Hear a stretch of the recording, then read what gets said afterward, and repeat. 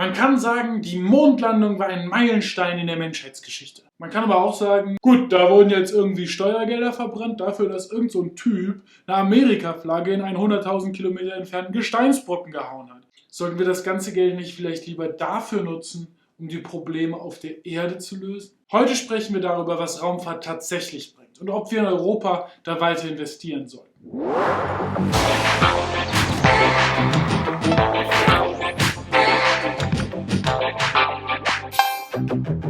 Moin! Erinnern wir uns an das erste große Wettrennen mal. Die Sowjetunion gegen die USA. Und klar, natürlich hat die USA gewonnen.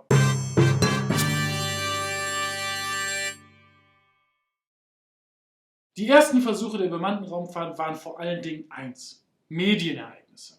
Fragt mal eure Großeltern. Viele Familien haben sich dafür extra damals einen neuen Fernseher gekauft, um live dabei zu sein, wenn Neil Armstrong die ersten Schritte auf den Mond macht. Also er muss jetzt irgendwann in den nächsten Sekunden den Fuß auf die erste Leitersprosse setzen. Die Mondlandung war der Höhepunkt in einer Zeit, als Raumfahrt vor allen Dingen eine Sache des Prestige war. For every American, this has to be the proudest day of our lives.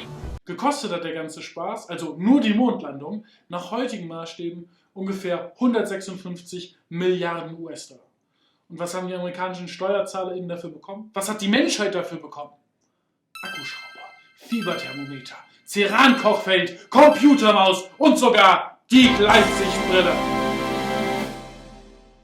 Ne, aber jetzt mal im Ernst. Es ist eine ganze Menge mehr. Um so etwas Unglaubliches zu schaffen, wie einen Menschen auf den Mond zu bringen, muss man unglaublich viele, unglaublich komplexe Probleme lösen. Man muss zum Beispiel Start, Landung und den gesamten Flug sehr schnell, sehr genau berechnen. Die gesamte Technik muss dabei sehr kompakt und sehr leicht sein. In der zweiten Hälfte des 20. Jahrhunderts war die Raumfahrt deswegen einer der größten Treiber für Innovation. Mehr als über Neil Armstrong sollten wir vielleicht über den AGC reden, den Apollo Guidance Computer, und über Margaret Hamilton, die als Direktorin für Softwareentwicklung am MIT maßgeblich für den Code verantwortlich war, der die Crew der Apollo 11 sicher auf den Mond gebracht hat.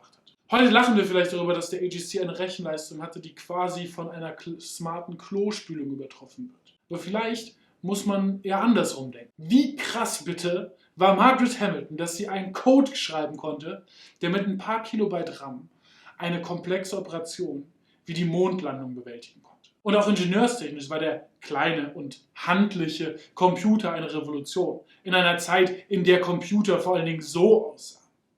Ohne die Apollo 11 Mission wäre die Computergeschichte komplett anders verlaufen. Ich würde behaupten, ohne die Raumfahrt könntest du heute nicht dieses Video gucken. Und jetzt haben wir noch gar nicht darüber gesprochen, wo wir heute stehen. Es geht nämlich jetzt erst gerade richtig los. Im Weltall erforschen wir neue Heilungsmöglichkeiten für die schwersten Krankheiten der Welt. Moderne Forschungssatelliten unterstützen uns im Kampf gegen den Klimawandel.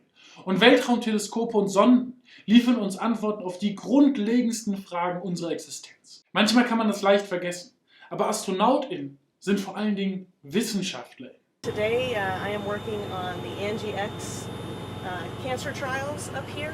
Auf der ISS wurden in den letzten 20 Jahren mehr als 300 medizinische Experimente durchgeführt, um Krebs, Parkinson, Schlaganfälle, Osteoporose und vieles andere besser zu verstehen und heilen zu können. Und dann sind da natürlich noch die ganz großen Fragen. Wie ist das Universum entstanden? Gibt es da draußen vielleicht außerirdisches Leben? Antworten können uns vielleicht die Mars-Rover wie Perseverance liefern oder Weltraumteleskope, die nicht nur in die Ferne schauen, sondern vor allen Dingen auch in die Vergangenheit. Der Planck-Satellit der ESA hat die kosmische Hintergrundstrahlung kartiert. Gewissermaßen ein Bild des Universums kurz nach seiner Geburt. Und wir können Sternenkataloge erstellen in einer nie gekannten Genauigkeit. Das Gaia-Weltraumteleskop der ESA katalogisiert mehr als 1 Milliarde Sterne, um die präziseste Karte der Milchstraße zu erstellen. Und natürlich erfahren wir aus dem All auch eine Menge Dinge über unseren eigenen Planeten. Eines der größten und modernsten Programme zur Erdbeobachtung ist das europäische Copernicus-Programm. Das liefert uns extrem wichtige Daten im Kampf gegen den Klimawandel. Die Sentinel-Satelliten von Copernicus liefern nicht nur genaueste Daten über den CO2-Gehalt in der Atmosphäre und den Anstieg des Meeresspiegels, sondern sie gucken auch, wo CO2 entsteht. Und so kann man genau prüfen, welche Klimaschutzmaßnahmen am besten wirken und auch, ob Staaten sich an ihre CO2-Budgets halten. Raumfahrt hilft uns, unsere Probleme auf der Erde zu lösen. Sie hilft uns, die Grundlagen unserer Existenz zu erforschen, neue Medikamente gegen die schlimmsten Krankheiten zu entwickeln und den Klimawandel zu verstehen und hoffentlich auch zu stoppen. Also, Geld, das wir in die Raumfahrt stecken, ist gut investiert. Aber jetzt gerade stehen wir an einem Scheideweg. Wir haben in Europa die besten Bedingungen dafür, in der Raumfahrt ganz vorne mitzumischen. Aber wir müssen jetzt auch investieren. Die ESA hat ein Budget von knapp 6,5 Milliarden Euro pro Jahr. Das sind pro EU-Bürgerin ein bisschen mehr als 10 Euro im Jahr. Also der Preis für eine gute Pizza. It is so delicious. Zum Vergleich. Nur Deutschland und Frankreich geben für ihr Militär jeweils schon rund 50 Milliarden Euro pro Jahr aus. Für die eine Sache kriegen wir Open Data Forschungssatelliten, Weltraumteleskope, die faszinierende Bilder liefern und eine internationale Mondstation. Und für die andere Sache kriegen wir Hubschrauber, die nicht fliegen können und Panzer, die Bier transportieren. Selbst ein Bierkrug bleibt bei solcher Fahrt randvoll.